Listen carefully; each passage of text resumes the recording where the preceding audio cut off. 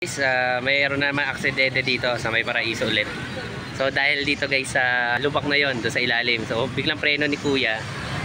Ayun, biglang bangga siya ni ito si Bossing. Ito yung ano niya. So yun guys, meron ng MMDA na dumating. So yun. Bakit? No, biglang huminto kasi si Kuya dahil nga din sa butas. Ngayon, pag hindi na siguro napansin itong Hilux na to, so nabangga niya siya. Oo. So yun, dahil nga siguro iniwasan niya tong lubak na to. Yan, yung lubak na yan guys, yung nasa ano na yan. So hindi nila inaayos. Natambakan na ng marami tambak yan pero natatanggal kasi. So yan yung naging problema. Gawa naman si Kuya.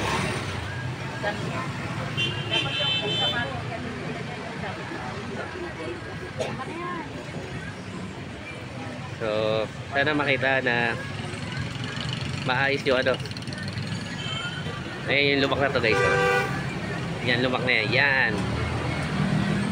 Lalim kasi yan, kaya iniiwasan.